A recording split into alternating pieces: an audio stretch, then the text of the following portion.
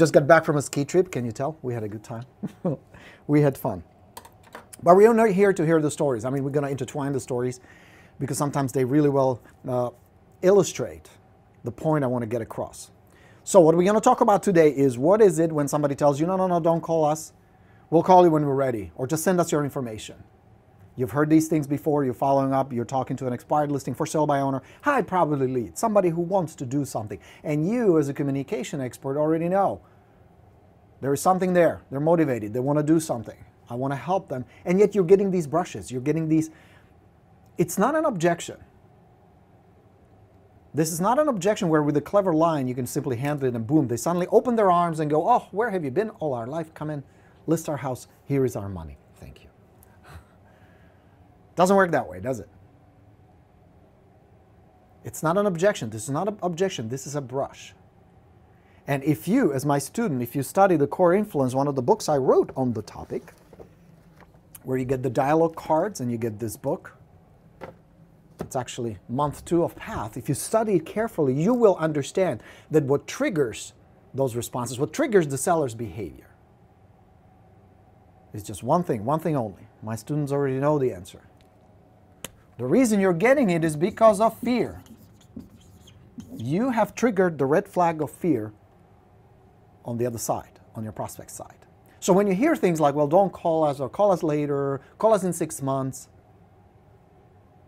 Why is it, if you have a prospect who wants to do something, they want to move, they would like to live somewhere else, they have a dream, they have a hope, they would be better off, they have a problem that the selling of the house will solve. Why is that?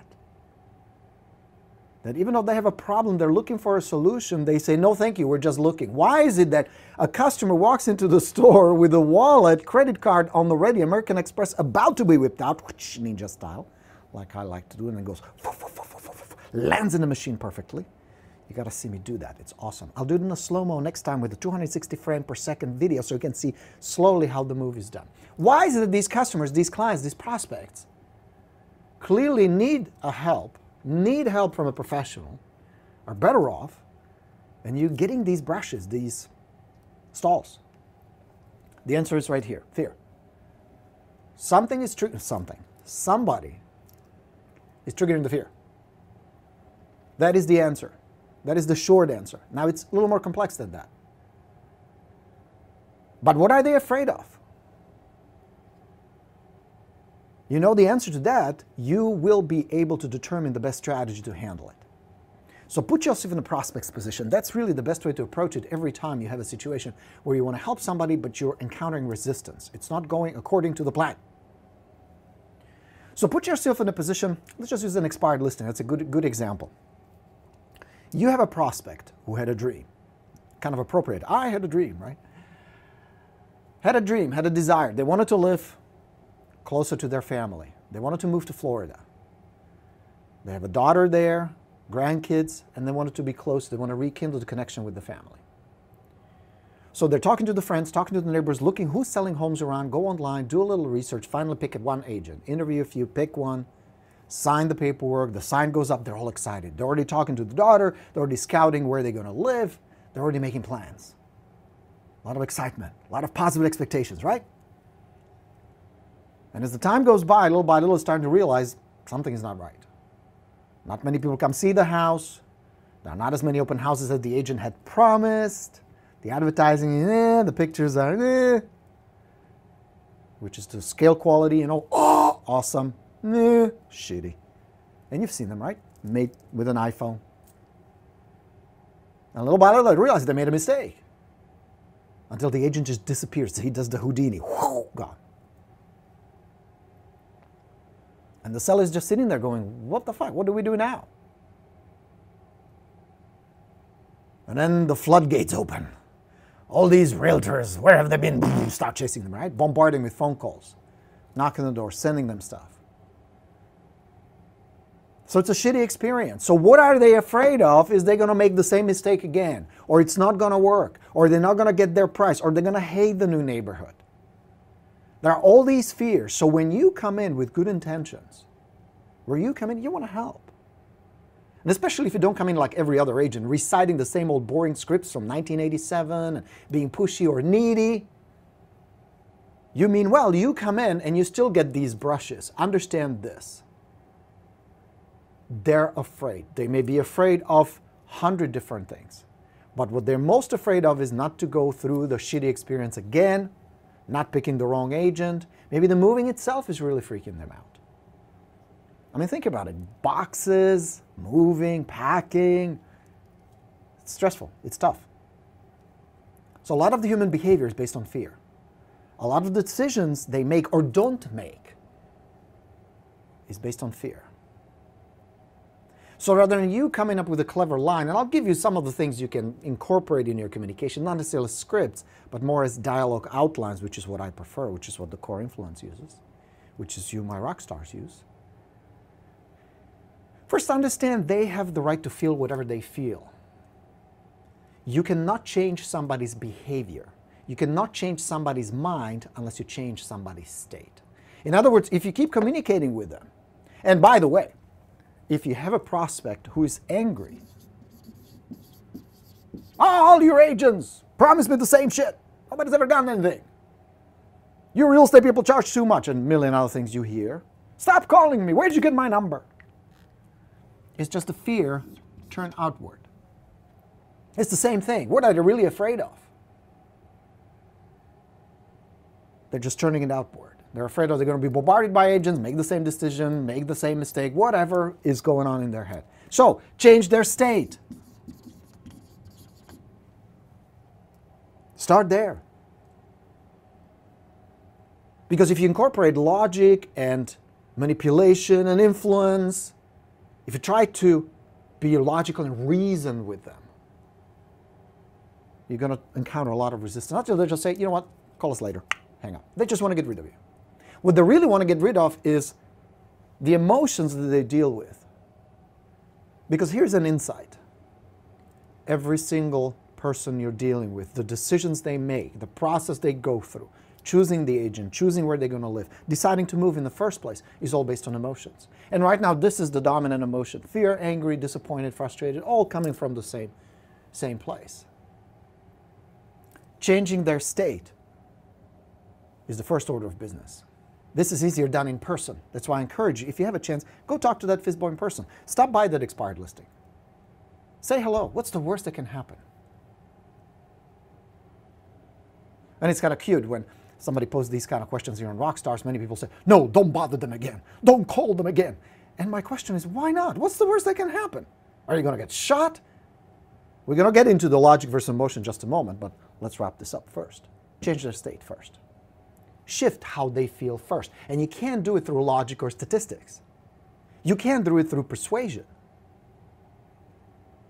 You can do it through a very simple 3-step process. Align first.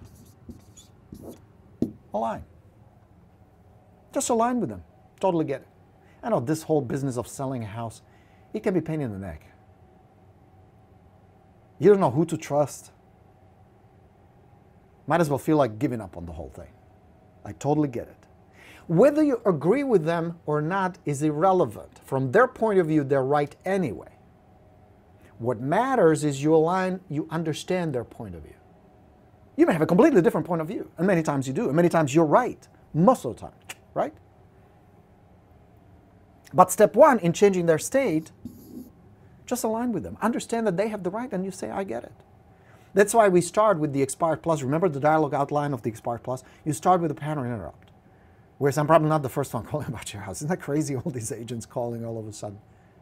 I align. It's the same process. I interrupt the pattern. I use a very different approach, right? I say, I get it. You have perfect right to feel the way you feel. I would feel the same way. Link is the step 2. I will link it to another experience, because then I'm going to use the experience. But I'm going to link many sellers just like you feel like. I help people just like you all the time. Sellers who tried to sell, the property expired, didn't sell with their previous agent. I come in, I fix it, we get it sold. I had a seller not far from you, just over on Oak Street. Same thing. They listed for 4 months, nothing happened, they were really disappointed. It almost felt like giving up. I came in, we got to talk, just like we're talking now. We came up with a marketing plan. We discovered where the problems were, why the marketing was not working, why they were not getting the right buyers willing to pay a good price for the house, just like you guys want. And we fixed it, which is step 3. Solve. Because think about it. If the seller I'm talking to, if the prospect who is angry and fearful at the beginning feels like they don't want to deal with it, feels emotional, but they still want to do it, wouldn't they be at least curious how it got done? Curiosity is one of the most powerful hooks you can use. There are others, but curiosity works well. Humor works fine. There are a bunch of others. We have a whole bunch in core influence. All right, so I align first. I understand how we feel. I have plans just like you guys. Now, here's the best part about the link. If you ever dealt with a seller, you had a client just like that. You had somebody with a problem you knew how to solve. The circumstances and the details are absolutely irrelevant because what we're connecting is not the facts. Are you getting this? What are we connecting? What is this? Emotion. And watch this. No expense spared. We're going to go full color, underlining green. That's how cool Borino production is, ladies and gentlemen. Full HD broadcasting to in stereo sound, full color. I feel good. Are you getting it? So we're addressing emotion. That's what we're linking here. They were disappointed, now they're happy. What do these people want? What does your prospect want? Feel better. That's the only reason they want to move. That's a big insight. Let me repeat that. They will give you all kinds of logical constructs why they're moving, why they want to sell. Bigger house, smaller house, better schools, different neighborhood, closer to this, further away from that. All kinds of logical constructs, which is nothing else but a construct that supports an emotion. And that emotion is always, we feel better. Whether it makes perfect sense or not, whether it's logical or not, whether you understand or not, none of that matters. It's an emotional construct. If we do this, it's going to feel better. If we sell this house, pick up our stuff, and move to this house, we're going to feel better. So I'm going to address that and offer a solution. I came in, we shifted the marketing, so just a couple of small improvements to the property, got it staged, sold in 3 weeks. Now they're happy, they're in Colorado, they have a beautiful house up there. Really happy. Got a phone call from them about 2 weeks ago because one of their old coworkers wants to move as well. So I get how you guys feel.